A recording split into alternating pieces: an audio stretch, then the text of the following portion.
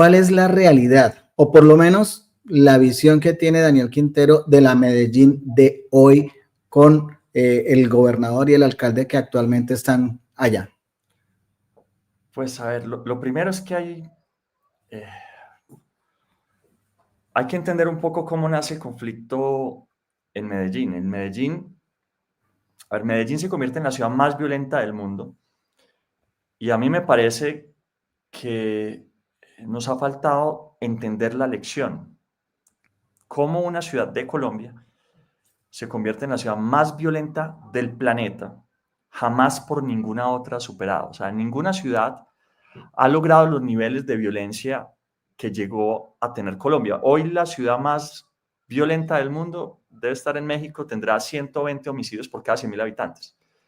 Medellín tuvo 17 años un registro superior a 100 homicidios por cada 100.000 habitantes, pero además en su momento más crítico, en 1992, 3, 4, tuvo 400 homicidios por cada 100.000 habitantes. Ninguna ciudad del mundo ha alcanzado ese nivel de violencia. No, la gente se equivoca al creer que Pablo Escobar fue el origen de la violencia. No, Pablo Escobar lo que hizo fue cosechar algo que se había sembrado previamente, que habían sembrado las élites de Antioquia. Y eso que sembraron las élites de Antioquia fue no solo desigualdad, sino además segregación. La clave de la violencia en Antioquia fue el resultado de la segregación. Cuando llega la migración, resultado del periodo de la violencia en Colombia, entre 1948 y 1958, muchas personas llegan huyendo de la violencia que era mayoritariamente rural a todo el país, pero en Antioquia las élites decidieron, para proteger a Medellín, dijeron, vamos a hacer que los migrantes que llegan, la mayoría antioqueños huyendo también, los vamos a poner en la comuna nororiental. ¿Para proteger qué? Nuestra ciudad, que era además capital industrial de Colombia. Proteger a una ciudad de sus propios ciudadanos. Esa tesis, ese creer que pueden haber dos ciudades dentro de la misma ciudad, no.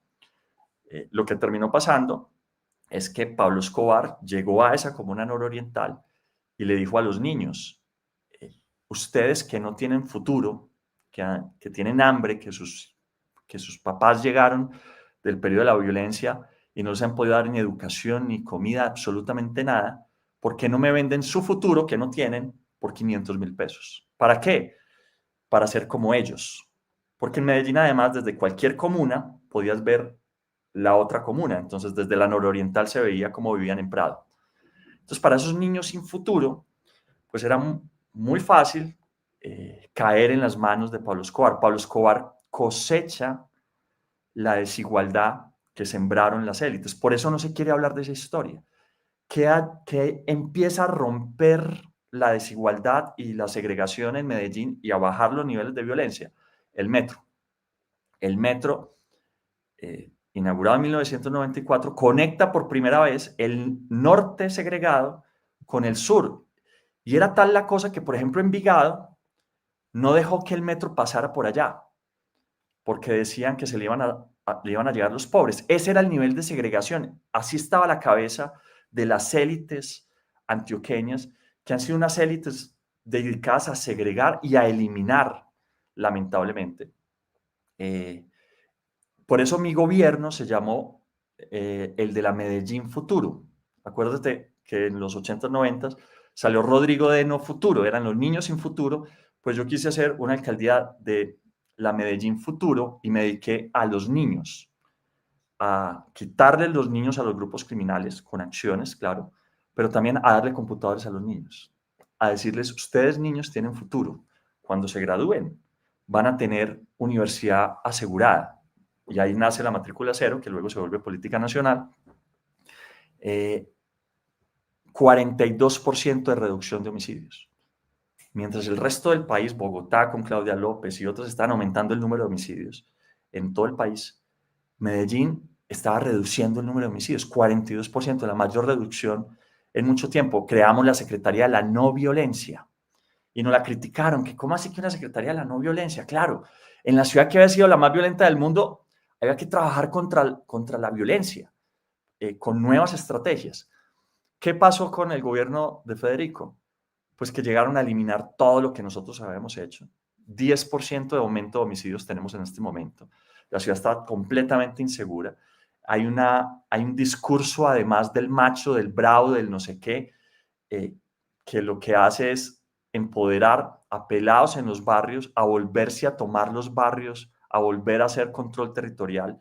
Recuerden que el alcalde Federico Gutiérrez viene de la captura de su secretario de Seguridad por alianzas con la oficina de Envigado, con la Terraza, donde se coordinaban para evitar, por ejemplo, la captura de personas de la oficina y además para hacer montajes para que Fico se viera como el duro en la seguridad cuando fue un desastre. Fico siempre ha sido un desastre en seguridad. Entonces, pues lo que está pasando en Medellín y lo que está pasando en Antioquia, lamentablemente, es la muestra nuevamente de que el problema no es, como he dicho yo, hay una derecha sana, pero no es esta. Esta es una derecha mafiosa que además es inepta. Yo lo he dicho, Fico es un ni estudia ni trabaja, vives de fiesta.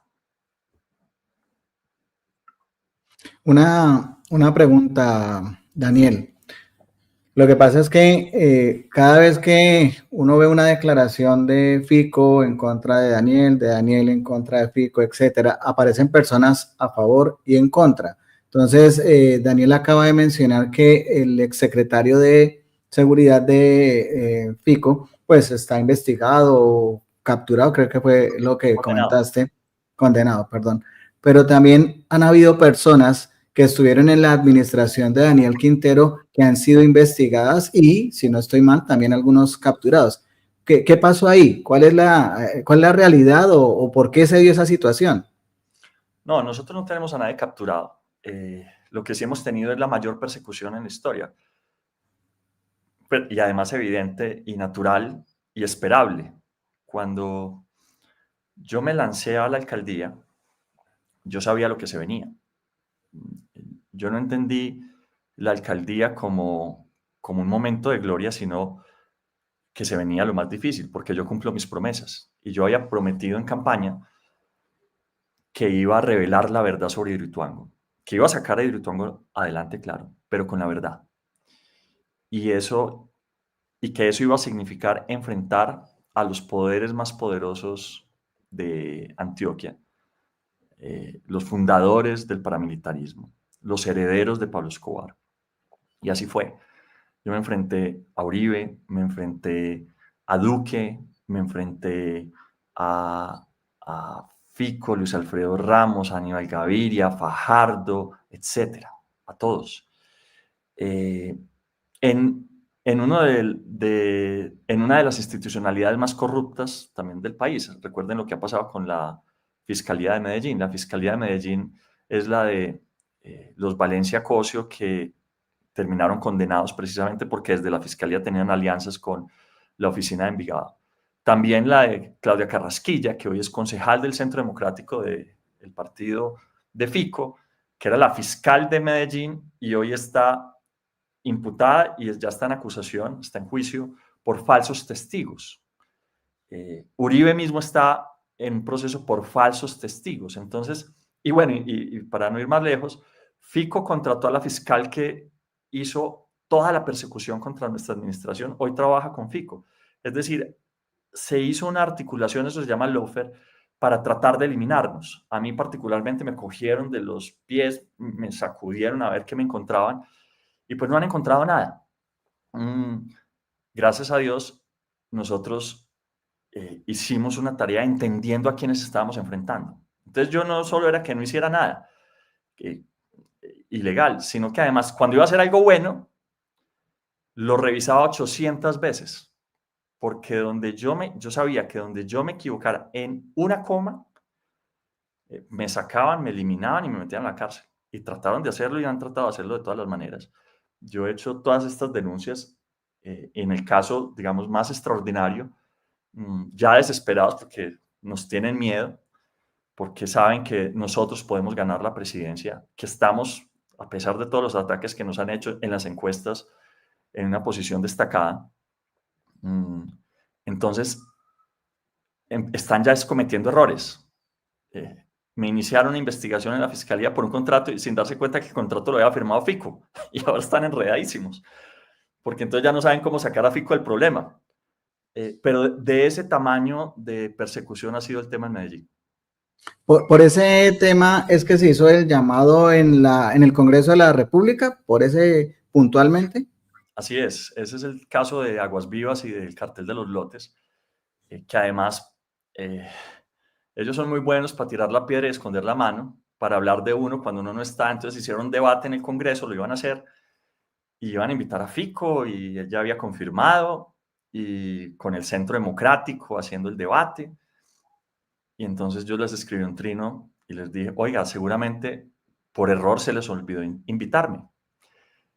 Y entraron en pánico total cuando les dije que iba a ir al debate, pero en pánico. Empezaron a decirle al senador del Centro Democrático, además candidato presidencial, que cancelara el debate, que no iba a devolver nada en el debate, porque ellos además saben que yo no me amilano, que yo no me escondo, que conmigo es de frente y que si me vas a enfrentar, tienes que estar preparado, porque si no... Y pues lo que hizo Fico fue no ir al debate. Se escondió y pues eso le salió muy caro porque se volvió tendencia 3 días Fico cobarde. Con nosotros es de frente. Bien, Mauricio. Hay una pregunta que yo creo que nos hacemos mucho en Colombia. Infortunadamente tiene que ver con Antioquia y particularmente con Medellín. Hombre, Fico no es de mis agrados. Creo que es una persona corrupta. Creo que ha estado involucrado en cualquier cantidad de eventos que nos llevan a convencernos que Fico es una persona peligrosa en la política. Pero sigue ahí.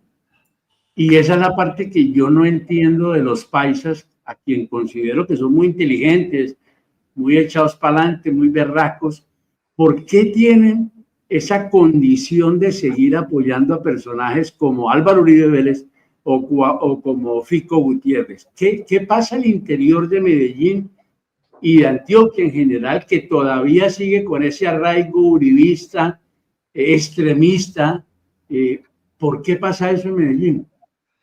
Yo coincido contigo, Mauricio, que primero que todo que los antioqueños son berracos, son echados para adelante, son, yo diría, en extremo optimistas. Antes de iniciar yo mi campaña a la alcaldía, yo tenía una preocupación muy grande, que no me la vas a creer, y es que voy a poner a cargar este computador, o si no se me descarga y nos quedamos aquí pegados. Ups. A ver, regálame un segundo. Conectarlo bien, pegarlo bien para que... Pero entonces les decía, los antioqueños, a veces viviendo en condiciones extremas de miseria, y tú les preguntas, ¿cómo vamos? Y te dicen, bien y mejorando, y echando para adelante. Esa es la mentalidad del antioqueño. Pero cuando yo me iba a lanzar a la alcaldía, tenía una preocupación. Había leído un libro se me olvida el nombre, de un señor de Harvard, Daniel algo, y habla sobre la felicidad, es como experto en felicidad. Y entonces les decía yo, o el libro lo que decía es que a veces las personas más felices son las que menos tienen. Y él encontró Daniel, se me olvida el nombre, buscame Daniel algo sobre felicidad. Daniel Gilbert, creo que sí. Daniel Gilbert. Y él lo que dice es que después de hacer muchos estudios sobre la felicidad, se encontró que las personas más felices, curiosamente algunas, una era que había estado en la cárcel de forma injusta por 30 años y lo liberaron y le preguntaron, oye, ¿usted cómo se siente? No, feliz, estoy, mejor dicho, encantado. Otra persona que en un accidente quedó cuadraplégica y le preguntan cómo está y está feliz. Entonces, que la felicidad es algo relativo y que la felicidad depende al final de cuántas opciones tienes. Y más o menos lo que decía es que hay personas que viven en burbujas de felicidad. pero en medio de la miseria. Entonces, ¿cuál era mi problema? Que mi problema era que yo iba a lanzar una campaña donde iba a estallar burbujitas, donde le iba a mostrar a la gente lo que estaba pasando realmente. Por ejemplo, que su élite, que la élite que nos había gobernado nos había vendido, que había vendido a EPM, que había vendido la salud, que había vendido la educación, que no eran los prohombres buenos, la historia que les habían contado había sido una mentira. Y eso no los iba a poner contentos, sino muy tristes. O sea, iba a romper sus grados de felicidad. Íbamos a generar desazón.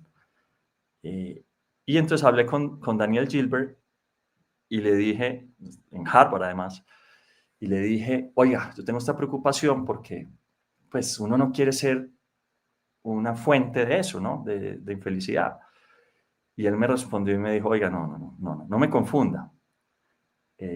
Que las personas vivan eventualmente más felices en sus burbujas de mentiras no hace que después de romperlas y que empiecen a reclamar sus derechos, entonces no vayan a pasar a una mejor condición e incluso de mayor felicidad, pero posterior. Primero tienen que romper su realidad, darse cuenta cuál es la élite que les estaba gobernando, lo que les estaban robando en Hidroituango, en Antofagasta, en Bonjic, en Orbitel, todo lo que les estaban robando de frente de su bolsillo, van a tener mucha rabia y luego van a terminar actuando.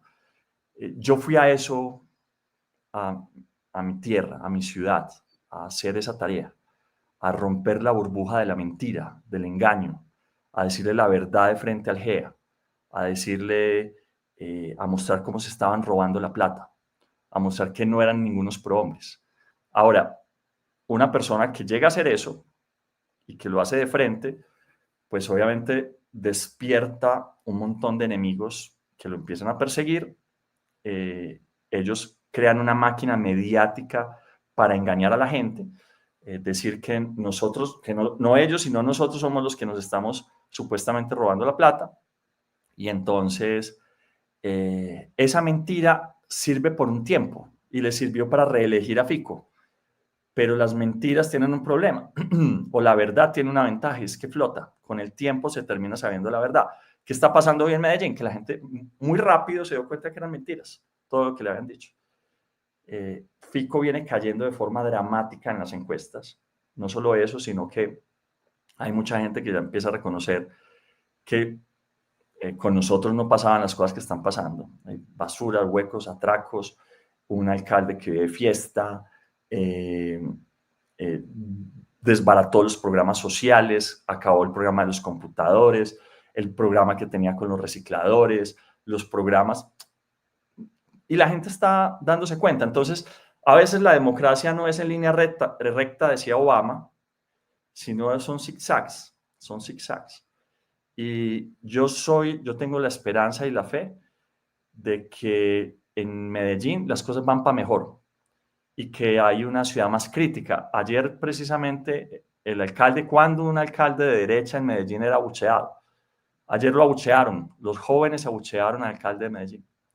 Entonces, es una sociedad más crítica, más despierta, más activa, reclamando sus propios derechos y por tanto va a llegar más lejos.